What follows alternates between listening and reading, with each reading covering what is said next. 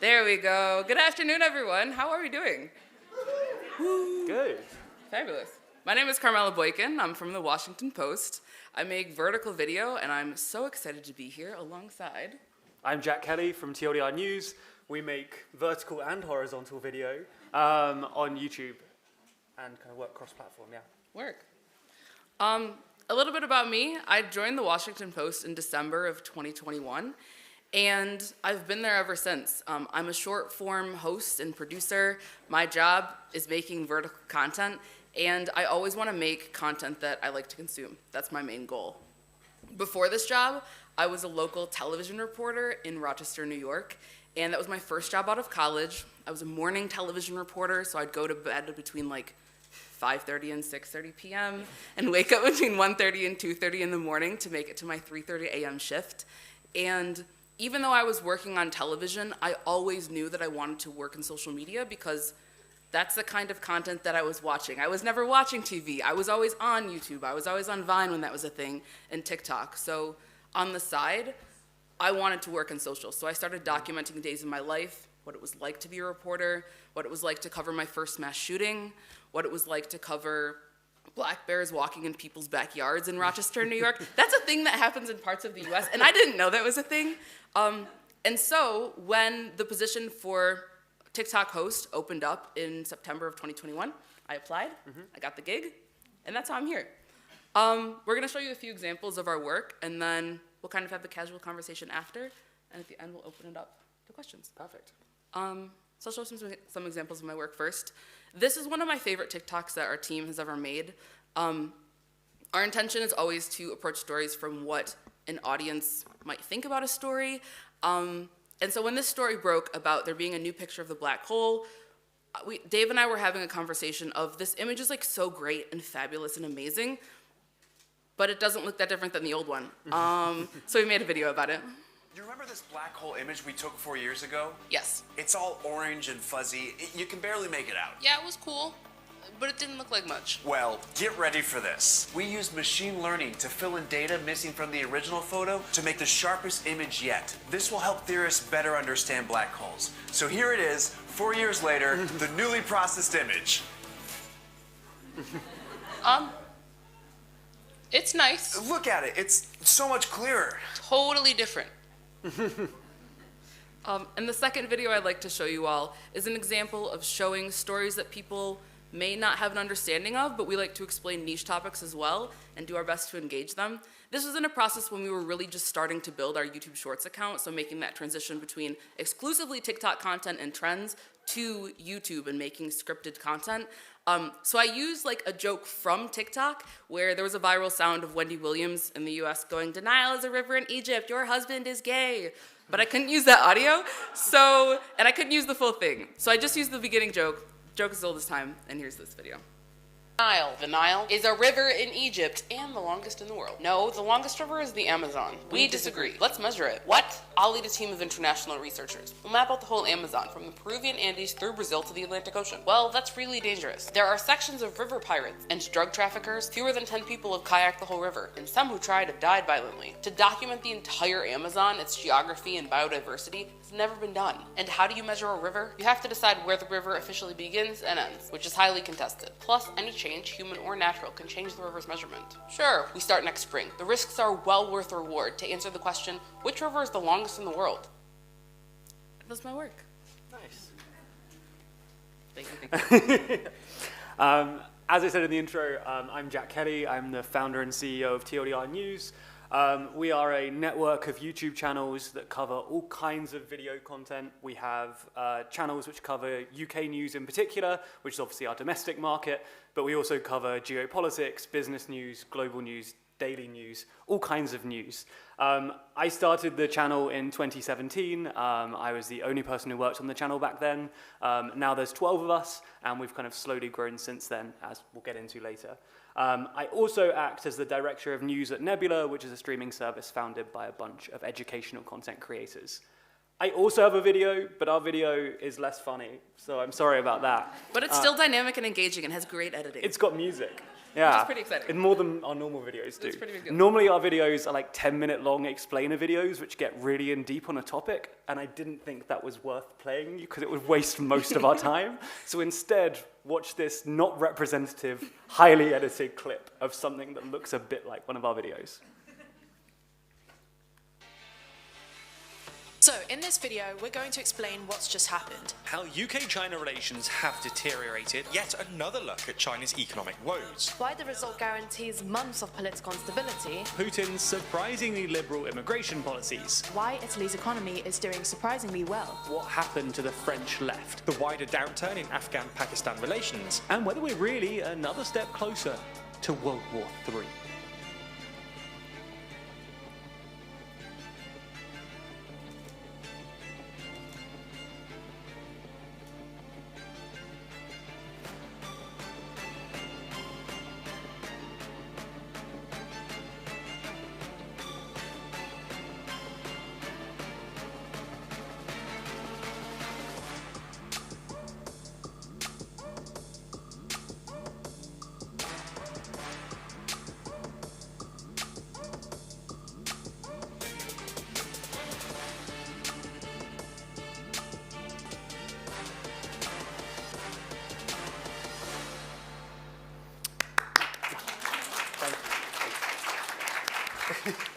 So we both work in social media, of course, but our content is, of course, very different because making short videos is a very different process than like 10-minute videos or 20-minute videos. So what is your approach to content creation? What's that like? So when we're talking about videos, when we're thinking about videos within the company, we always focus first on the audience itself. We have a pretty good idea at this stage what our audience looks like, both kind of through empirical measurements, like the data that YouTube provides through analytics, and also just from talking to our audience and engaging in various ways. So we generally start with the audience. We think, what topics are they interested in? We search through news sites at trending stories. We look at social media, and we directly ask our audience quite regularly what they want.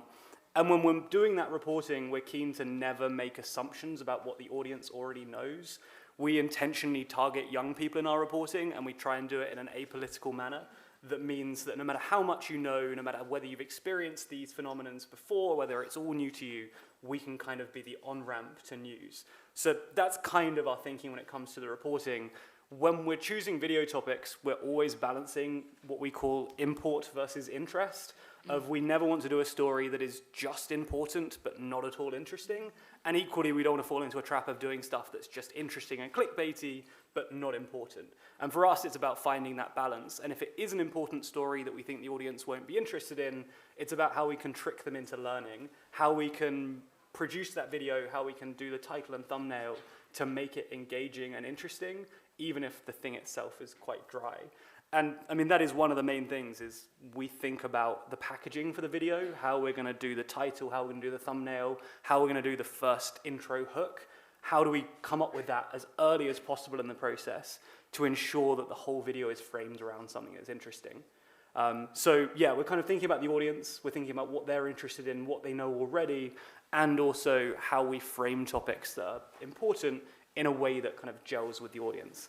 And presumably that's really important on TikTok too, because the whole thing is that first 5-second hook. Absolutely. That's interesting that you bring up title and thumbnail though, because that's not something that we spend a ton of time on, but instead our process is really focused on like making sure that every single second of that 20 seconds or 60 seconds counts. A big part of our process, honestly, is cutting out like those pauses when you're talking, just to keep the audience engaged the entire time. That hook, usually I start, quite honestly, now that I'll say it, you'll see it. I start with like an onomatopoeia of like, a, oh my God, or wow, or no way, and then continue the story from there. I also look at like the top stories and what people are most interested in, and then, yeah, try and break that down in a way that's super simple. But because we only have such a short amount of time, our intention is always just to like pique people's interest and then get them to go to the Washington Post and like find out more about that story, because there's only so much you can communicate in like 60 seconds or so. Yeah, of course. When you created your account, did you know that you wanted to reach Gen Z? Was it just like, I just want to reach people? What was it like? I think a little bit. I think when I started, I was 19, 20. So I think I kind of naturally wanted to appeal to people like me. That felt like the easiest way of doing it. But I also just spotted, especially in the UK market at the time, there was a real gap in the market for kind of content that reached out to young people in a way that felt authentic, honest, journalistic, approachable. And I thought this is a good audience to aim for because I didn't think there was enough of it. I think these days that market is a little more filled. I think there is certainly through kind of shorts, reels, TikTok, all those platforms, there is a real kind of lean towards younger audiences. But I think it definitely was true at the time. And I think the way that we're able to reach that audience and the way that we're kind of focusing in on that audience at this stage is that we're really keen to be transparent and make our values and our principles really clear. I think every generation wants that. I think every generation is interested in like being told the truth and feeling kind of like they can relate to the creator. But I think especially for younger audiences, there's a real demand for that authenticity and that kind of transparency. So the way we do that is we have a podcast every 2 weeks called The Editorial, where all we do is respond to bad comments and criticisms from our previous 2 weeks. And we will openly ask people to give negative feedback. And then for as long as it takes, depends how bad we've been in the previous 2 weeks, we will go through the bad comments and kind of explain why we did it. And sometimes that'll be an apology, it will be a mistake we've made. But a lot of the time it will just be a case of explaining how we did the research, why we landed on that conclusion, and why we stand by it still. And that kind of transparency and that approachability, I think, really appeals to young audiences, even when it comes to kind of longer form content that I think a lot of people would naturally assume young people aren't as interested in. For sure. I'd say that's the case for us at The Post too. When Dave Jorgensen started our TikTok account in 2019, people didn't know if his name was Washington and he was posting, or if the Washington Post was in Washington State, which is like on the complete opposite side of the country. So our TikTok account, when we started, and now our YouTube Shorts account, is really a way to inform young people, first and foremost, about what our organization even is, because we are like a legacy newspaper. Our slogan is kind of, we are a newspaper, just to give people the idea of what we are. And like you said, building that connection has been really important for us too. We find that people kind of see us as like characters, or like they feel like they really do have a relationship with us because of the way that we tell the news, and we try to talk to people the way that we'd want to be talked to, just as like a human being, and we find that works pretty well.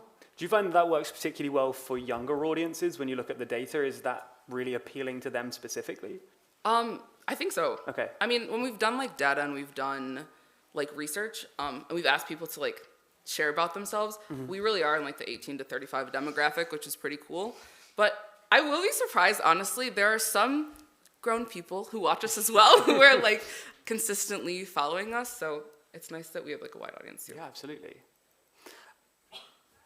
I was curious, one thing we discussed earlier is things that don't work, and obviously looking at kind of the kinds of content and the approaches, and as you iterate, especially from, I mean, our side, we don't have any support system, any processes, we just do what we want.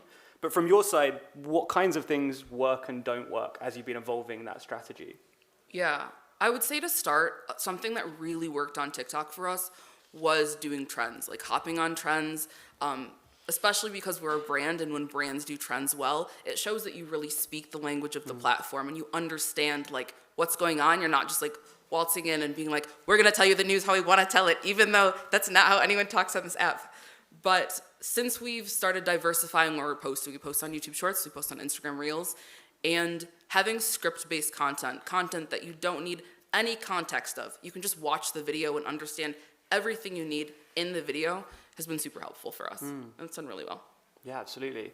I think we've generally found that the more kind of informative and journalistic stuff just does far better than you'd expect. I think there's an assumption often with younger audiences that they're not interested in certain types of journalism or reporting. And I think when you look at the overall trends, there certainly is a demand for a different kind of reporting when it comes to younger people.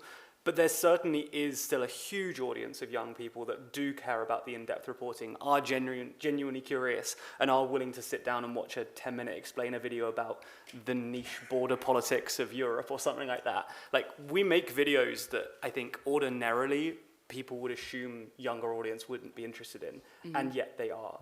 And I think that is one thing that often people get wrong when they're looking at certainly big news organizations and kind of traditional news orgs can get wrong is thinking that these kind of broader trends around attention span and vertical video and that kind of thing, they apply to everyone in a generation. And I think we all know that's not true from our own generations, no matter what generation category you're grouped in. If you look at the list of things that your generation supposedly are, not all of them are going to resonate. Like, it's not a perfect, like, this year everyone thinks this, and then 1 year later the children born totally different. Exactly. Like, it's clearly Yeah. not true. So like when it comes to those things, we find that really relating to the audience and understanding what your audience wants is way more useful than pretending that a whole cluster are the same, because our audience are people that really care about long form, in-depth stuff, and they do have the attention span for it, and it's not true that younger people don't. Maybe on the aggregate they prefer short form, but like there's a whole variety there. Oh, for sure. I mean, I'm Gen Z, and I watch like those 2-hour explainer videos on YouTube. Do any of you guys watch those? Like those really long, and I could just sit and like I'll surprise myself and be like, oh my god, I just sat here for an hour and a half and listened to this person explain this really niche topic. So yeah, broad generalizations I think don't really work for Gen Z. Yeah, absolutely. Are there any strategies that you've had when you founded TLDR that don't work as much anymore? I think one of the big things that didn't work for us is when we were expanding our channels. Generally, our channels are formulated around different geographies. So we started with the UK as our domestic market, then we expanded into Europe, and then we expanded into the US because we thought we speak the same language. We broadly understand American politics. American politics can be pretty interesting sometimes. I mean, this year is going to be pretty interesting, I imagine. So we expanded there, and we assumed that the TLDR US channel would be a really popular one, and it just never really resonated. And I think our ability to coordinate with the audience, talk to them, find out what they want, allowed us to relatively quickly shut down that project and relocate those resources. So we still do US news coverage, but that now lives on the TLDR Global channel as part of a wider portfolio of videos. And we no longer do kind of domestic US politics videos. We do more geopolitical because we realized what our audience wanted from US politics was kind of the Western European perspective. They didn't want us trying to explain domestic policies, probably because that's a saturated market already. Also partly because I imagine from some audiences there was a certain resistance to these outsiders coming in and saying like, here's what you're doing wrong. Whereas they did like the European perspective on big trends, how America is viewed, geopolitics, Ukraine, these kinds of things. So I think the assumption that we could copy-paste the same formula to different markets just ended up being untrue. And just because the internet will allow you to reach any market doesn't mean that everyone will want the same thing and you can just copy-paste. It's a little bit of learning and kind of going back and forth. How about with your content? Were there any kind of failings, things that you learned from that you changed? One of the big things, quite honestly, is sports. Our audience does not like sports. It does not matter how we cover it. Those like American football, no interest. Unless it's about Taylor Swift and Travis Kelce, and then of course we have a massive audience for that. So I think figuring out what our audience is really engaged in, but like global topics is huge for us. Explaining conflicts is really huge. Explaining anything that happens in Congress is also fun. So you obviously mentioned that you kind of post on TikTok where it kind of started and now on Reels and on YouTube. How does that audience differ platform to platform? What's the thinking? Are you posting the same thing everywhere or does it vary a lot? We post the same content on every single platform, but our audience definitely varies, and you can totally see that like in our comment section. So of course, TikTok is super Gen Z, a lot of young people, and my parents watching me. And then on YouTube Shorts, it's definitely, we have a wider age range. There's a lot of like older people who watch us on YouTube Shorts too. So, yeah. And obviously a lot of this is very different from what the post is ordinarily doing. Kind of the post obviously posts on YouTube. It has kind of more normal news coverage, kind of more normal video news, if you don't mind me describing yours. No, that's fine. That's totally fair. But yours is clearly very different from the standard style. And obviously Dave was there from the beginning, started that. But even from your journey over the time that you've been doing it, how has it been to kind of change the historical voice of the post and change what the attitude is and present this entirely different set of faces? I think it's been really fun. Okay. I think it's been a really good time. I feel like there's no other team in the Washington Post that's allowed to like wear their graduation gown and pretend to be like a Supreme Court justice. That's pretty fun. Or like I have a bubble gun at my desk that like I've regularly used in content. So, and we also run around the office where people are doing like very serious journalism, working very serious jobs, and we're like trying to scare them to like get insights into news topics. So that's been a pretty good time. And they give us a lot of flexibility, which is helpful as well. And I think that's part of why our team has been so successful, because the Washington Post really gives us freedom to speak the language of those platforms and have a good time and showcase personality, which in turn gives the audience a connection to us, which allows us to be successful. Yeah, I think it's powerful. I think that's a thing a lot of news organizations are scared to do. I think if you look at an organization like the Washington Post, it's clear that it works and that it's a thing that you could and maybe should be doing. But I think it's definitely a scary step. So I think the success of you guys is a good example of it working and being worthwhile. Thank you. I appreciate that. You're welcome. As an independent news founder, though, that's super cool too, because you guys have kind of the world is your oyster, and no one can really tell you what to do or what not to do. So what's that freedom been like? It is good and bad. I'd say it's primarily good. We kind of have the freedom to do whatever we want, which is fun. But that is also a difficulty that we don't have any infrastructure around us. And it's up to us what boundaries we place, what rules we introduce. And it is a difficult balance to try and work out when do we want processes and protocols and when is that holding us back. And I think as we're growing at the moment, it's a conversation we're actively having, because you do need some of those guardrails in place, especially if we're trying to take journalism as seriously as we are, that there have to be things in place, because I can't oversee everything. Stuff will be released without my oversight, so it's useful to have those things. Equally, though, as you say, allows us to follow any path that the audience wants us to. We can have those conversations, we can make any video we'd like, and that offers us a level of freedom you probably wouldn't get at a big news organization. Although, also, it means we don't get the funding, and we don't have the journalists we can rely on. We have to kind of do everything ourselves, which makes things a little bit difficult. Yeah. What is the other side of that for you? Because obviously you've got the limitations of, like, it sounds like the Washington Post clearly are very open to you doing all of your work. But there have to be some negatives to being in a big news org. But what are the advantages, things that we don't have? We obviously have the freedom, but what are we missing out on? What should we get? I think the biggest thing, and the thing that's made me super glad to work for the Post, is like just the journalists and the people that we have at the organization. Like yesterday I posted a TikTok with Jason Rezaian, of course, like infamous journalist, super impactful. And to be able to just ask him, like, hey, you want to be at a TikTok? And like, you're super important, but can we like do this and make it fun? Or if we need a journalist to explain a complex topic who has a really good understanding, we had one of our journalists, Joe Snell, on our account, and he explained the conflict in Gaza and Israel. And he did a better job, I think, than we would be able to do, because he works in that every single day. We're able to pull our articles, which are written by journalists, which is super awesome. So those are pretty fun. Yeah, absolutely. That's a pretty good part of it. As a founder, you wear a lot of hats. You're responsible for not just like the content, but also ads and growing the account and whatever. Sure. What are some things that you think you're really strong at? What are some things you've been able to delegate and you don't have to do anymore? I mean, to be honest, the best thing with the scale we're at now is that there's not a whole lot of things that I have to do, which is nice because it means I can come to things like this and meet all of you great people. But yeah, there's all kinds of things you have to delegate, I think. I think having the trust in our team and being able to build a team of people who are really intentional, really thoughtful, and really have the same ethos and the same belief system I do when it comes to news and reporting, that is difficult. And it's like a task when you're training up new people to get them kind of on board with all that stuff. But at this stage, I think it would be impossible to do this if I was still the only person doing everything. There definitely was a time when I was at university or I had a full-time job before I started TLDR where I just wasn't sleeping because I was the only one and I was doing everything. Oof. And that happens very occasionally that I stay up overnight to get a video done, but it's pretty rare these days. And I have a whole team of people that can help. But with that obviously comes all kinds of financial things which are less fun, but thus far it's going great, so I can't complain. Okay, work.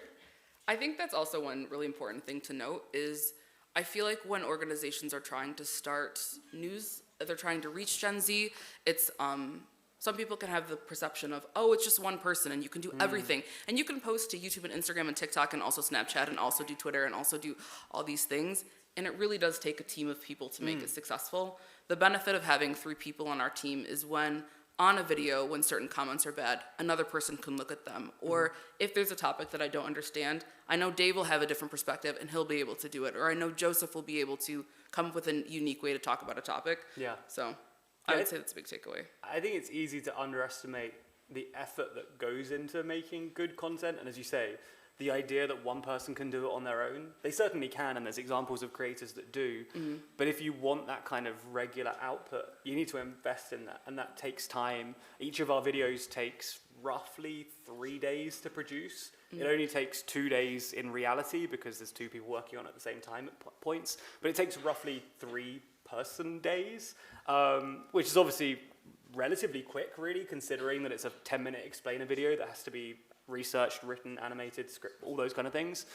But even still, it is time-consuming, and I think having a variety of people with a variety of skill sets, especially for an independent newsroom, is really useful. And I suppose you are able to pull on other elements of the business when it comes to kind of the research and the journalism, which obviously allows you to pull in those other elements, even with a smaller team dedicated to it.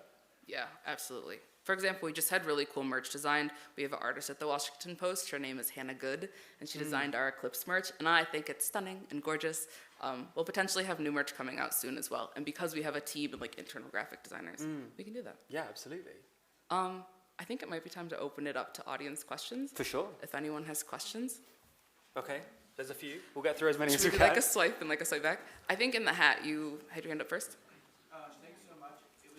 I think Oh, we have someone with a microphone. Thanks so much for the talk. I think it was a great format that you guys had this conversation. It felt really natural. I'm curious to hear from both of you outside of what you're working on at the Post and TLDR News. What is YouTube or short form content that you're really excited about? Some other people in the field who are working on this stuff. Good question. We discussed this last night, actually, kind of our guilty pleasure YouTube viewing habits. We don't have to get into all of that. Only some of them. But yeah, I watch a bunch of other YouTube creators that kind of make similar content to what we do. I'm really interested in geopolitics, obviously. Channels like Wendover Productions, Real Life Law, both do really great content. In the news space, you've got a bunch of great creators, kind of Johnny Harris, Cleo Abrams, who spoke at the event last year with me, both really good creators. I also watch a ton of like travel content I really love, especially during COVID. It was a real way of feeling like you were doing something, even from your living room. So yeah, a bunch of travel content as well. How about you? I'd say some of my biggest influences are, of course, the top YouTubers, but like Marquez Brownlee was a massive influence for me in determining like what I wanted to do. I was like, he's making YouTube videos. I want to make social media videos for my career. Casey Neistat has a huge influence, I'm sure on a lot of us, but on my editing style, making sure it's short and snappy, learning that story is the most important part and that storytelling is done in the edit. You can shoot whatever you want, but like you write your story when you're editing. It tells you, you know, when people should feel something, when they shouldn't, when they should have a question. And then for pleasure, oh, this is so random. I love just to watch like those people like cleaning up homes. Like cleaning up homes, power washing sidewalks, power washing pools. Like, those are my guilty pleasures. Yeah. Next question. Yeah. I think in the Go for it. yeah. Oh, with Mike. Hi, thanks so much. I'm Chris. I also am a reporter. I make videos on YouTube as well.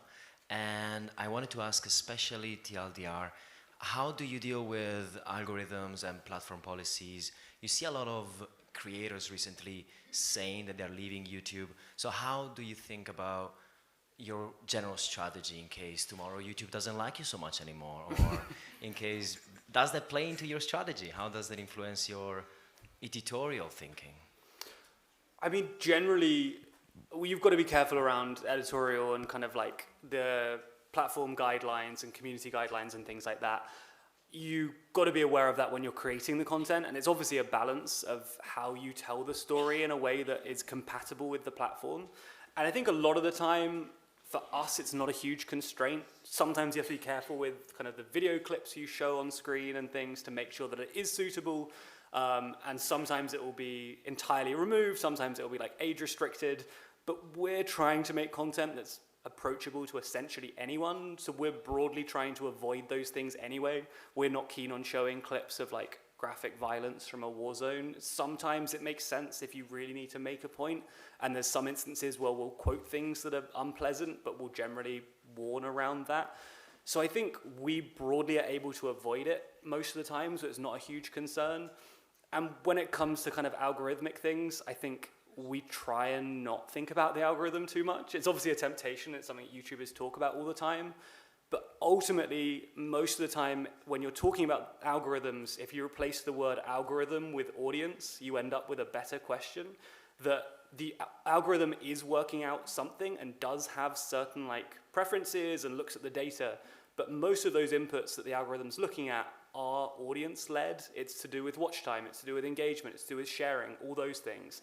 And ultimately, it's about how you get your audience to interact with your content that then feeds into the algorithm and how it responds. So while obviously there's a concern that YouTube one day could switch us off, I mean, I don't think they could, but like they could try. But ultimately, we kind of worry about what our audience wants, because the algorithm isn't going to suddenly turn against us in like some kind of terrible sentient algorithm that just dislikes me one day. But it might be the audience's attention shifts, or the audience might demand different things. And if we don't keep up with that, then the audience will stop watching, and then, of course, the algorithm will feed us less. So I think most of the time, rather than worrying about the algorithm, we worry about the audience, because that's the data that's being fed in. A microphone is coming to someone.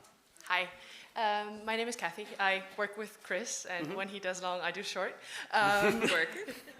So We were just talking about that. I've got a question for you, Camilla. It's a very practical question. What about your production? Like, how long do you take to make a video? Where do you film it? You know, where do you get your props from? A very practical question. Absolutely. Thank you for your very serious question. Okay, so the process can take anywhere from like 2 hours to like 4 or 5, sometimes 6 hours. Writing it, to me, to write a good script or the successful scripts takes like an hour and a half, 2 hours to write. Then I send it off to my managers who will cross-check it for facts and everything. Then they'll send it back. Shooting can take any time from maybe like 30 minutes to 45 minutes, depending on how long the script is. I shoot almost all the TikToks in my apartment living room. I have a green screen set up in my apartment. We, of course, have a green screen in the office as well, but most of them are shot from home. And the props come from everywhere. Like, whenever I see something, sometimes I'll be like, I just want that in a TikTok. Like, I love the fluffy pens. I saw them at Target one day and was like, this is fabulous. I want them in. The mallet that I use came from my mom's garage, and she was like, do you want this? And I was like, absolutely, I would love to use the mallet. My justice robe came from graduating Syracuse. No normal person keeps their graduation gown from university, but I do, and it's chilling in my wardrobe. So, yeah. Did that answer your question? It's like... Hey, I'm Vera Hey. from Swiss Public TV. I'm also a social host, and we've met. And I was waiting for my highlight panel, and I found it. It's so great to listen to you. So my question is also really pragmatic, is we've been recently establishing a team with hosts in social video formats.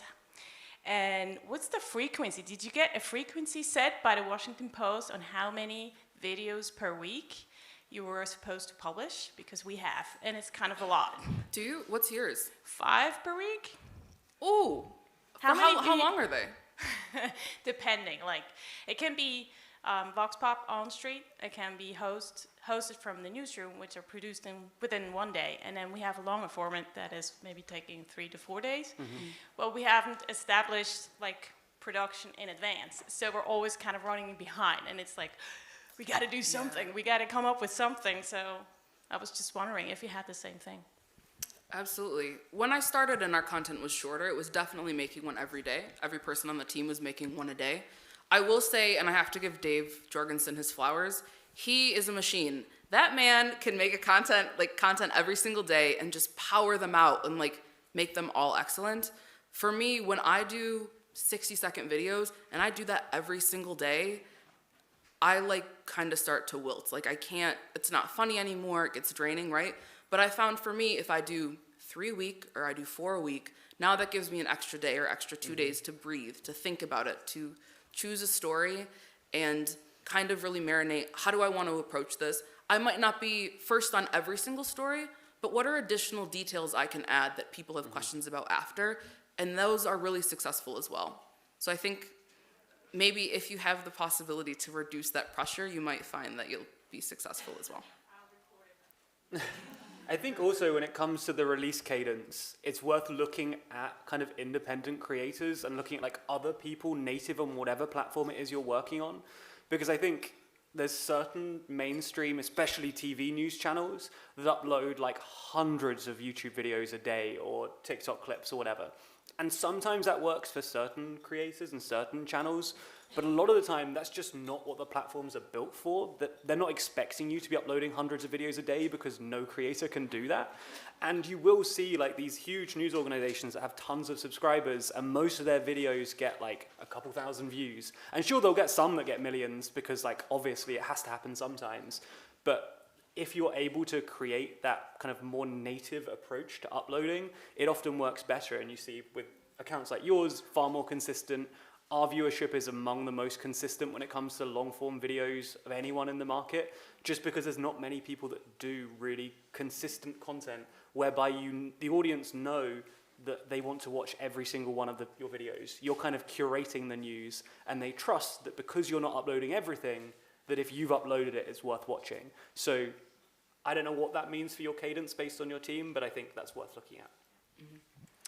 Hi, question for Jack. Could you talk about different revenue streams, how they developed over time, and if there are any new revenue streams you have in mind? Thank you. Yeah, absolutely. The best answer, if you want a long answer to this, we have a video on our TLDR business YouTube channel called How Does TLDR Make Money? And in that video, we dive into all of the exact numbers even. We tell you exactly how much money we made from YouTube last year and things like that. So that's on that channel. The kind of brief answer for everyone in the room is a lot of our money comes from YouTube ad revenue, from AdSense. Obviously, whenever there's an advert on YouTube, that gets split with the creator.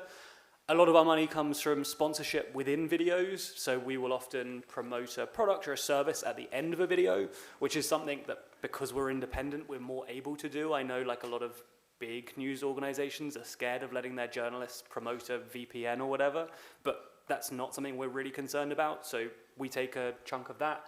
And then we also allow ourselves to do kind of fun, weird stuff. I'm glad you asked this question because I have a prop to answer it. Because at the end of last year, we made a physical newspaper that we sold to our audience, and it's a 32-page, like, long-form newspaper that runs through the big things that happen throughout the year. And our team wrote it alongside a bunch of other YouTube creators, and we sold them online. They're £9.99 each, which is quite expensive for a newspaper, but you're not really buying it to be a newspaper. You're buying it as like a merchandise souvenir kind of thing. And I think we sold just under 10,000 copies. So even when you take into account all the time, all the design, all the printing, shipping, all of that stuff, we still made about 50 or 60,000 pounds from it, and it wasn't that difficult a project. So we're planning on replicating that, and that is obviously not the most money, but that will easily pay for a person to work for us for a full year on the basis of a silly newspaper we made because we thought it would be funny for a YouTube channel to make a newspaper. So I think it is the normal revenue streams, sponsorship, ad rev, but it's also thinking about what your audience will like and if there's merchandise opportunities, which obviously you spoke about as well. We have launched YouTube memberships on one of our channels. We actually did it a week and a half ago, so we've only really just started. And we also do have the streaming service, Nebula, that we co-own and work with, so you can subscribe through there too. So yeah, we do some of that, but the problem with those platforms and with memberships and Patreon and all those other things is you need to make sure what you're offering is, one, kind of worthwhile to the audience and also something you can replicate. I think there's a lot of creators who go on those things and overpromise and then realize it doesn't make sense. So I think if you're going to embark on memberships, it's a really powerful product that allows your audience to interact with you, but make sure what you're offering is something you can do long term. And I also would say on that your audience probably expects less than you think.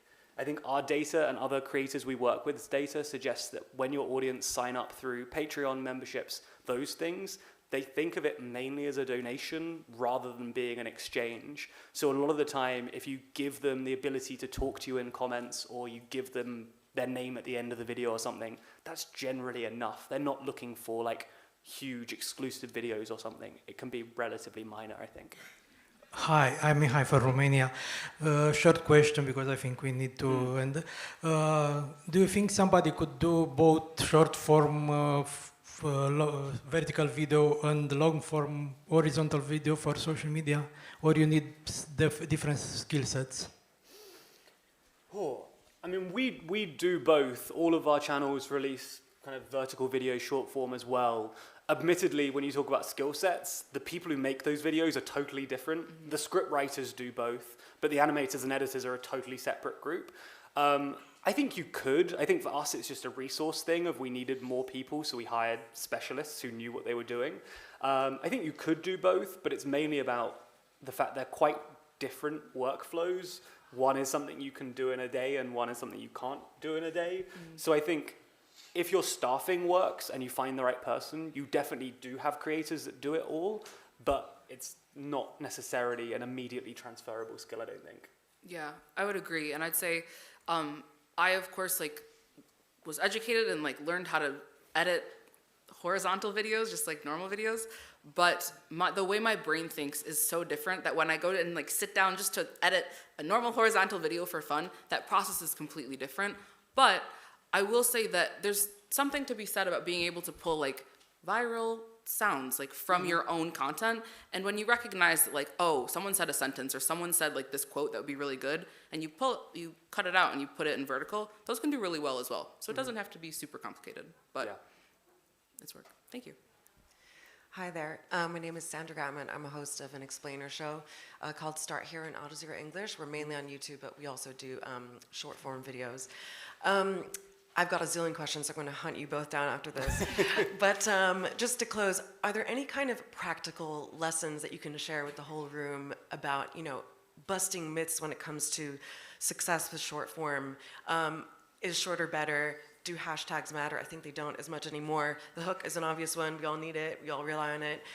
Trends, obviously. But, you know, are there kind of some misconceptions around what makes successful videos? Obviously, content, story, important. But are there any learnings you might want to share with us in the room?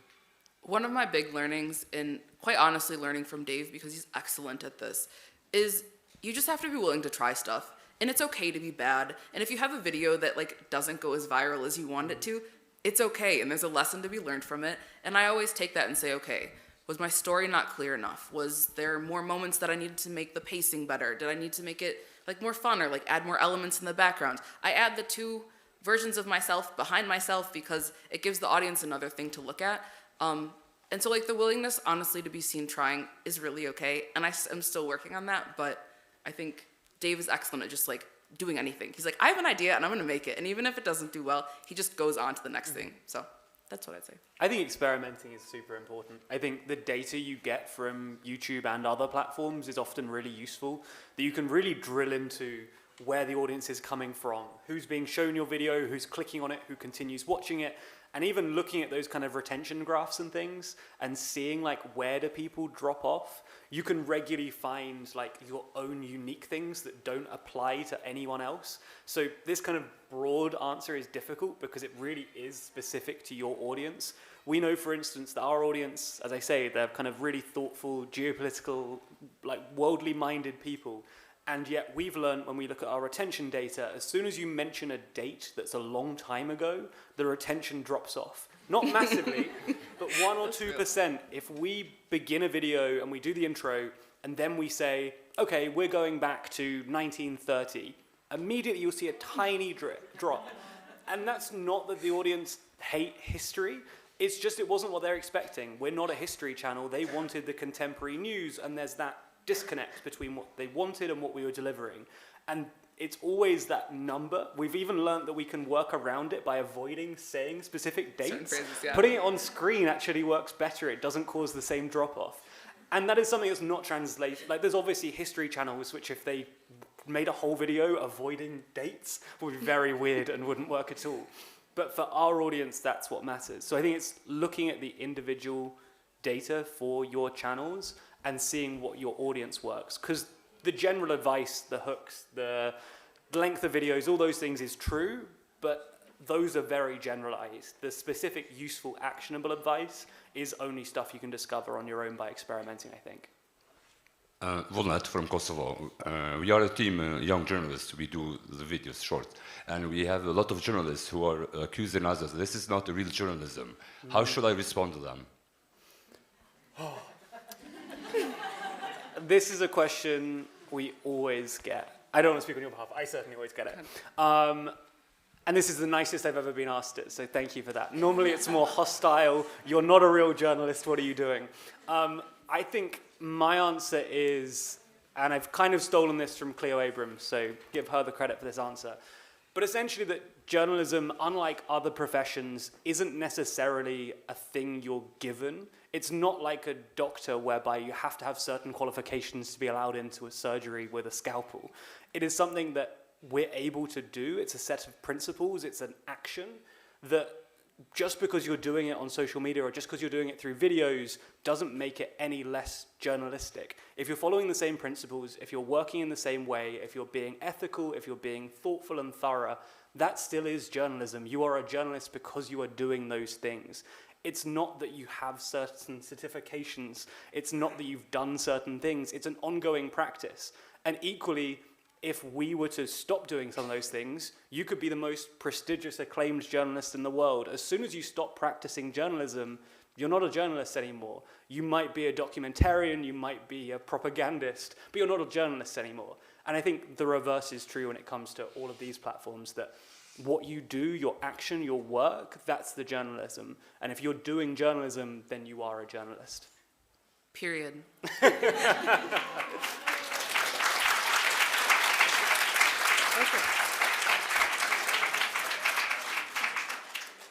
My name's Simon Ostrovsky. I contribute on PBS NewsHour, which is a format that basically hasn't changed since the 1970s.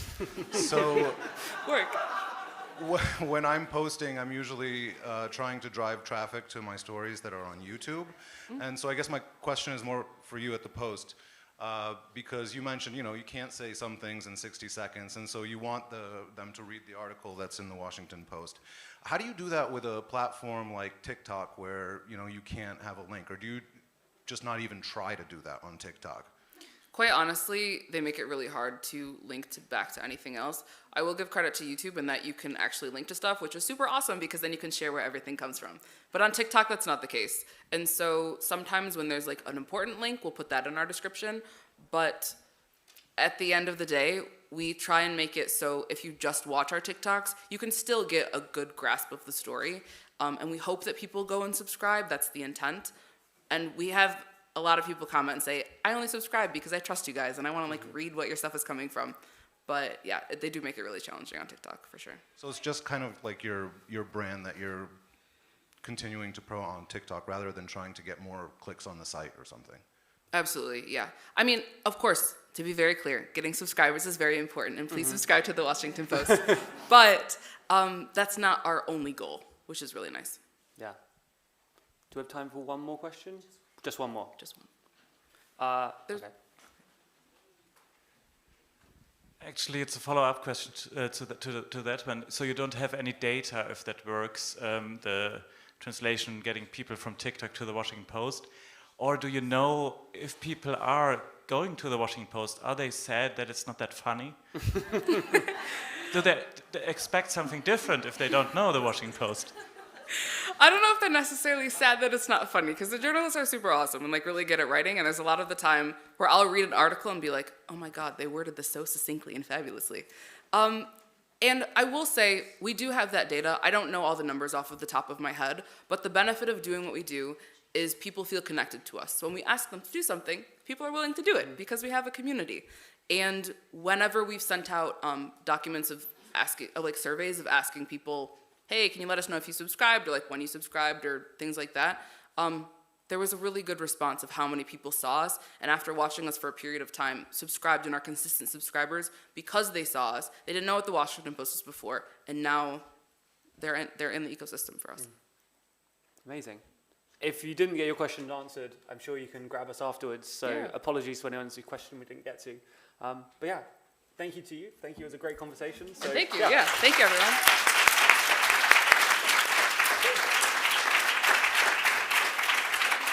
No worries.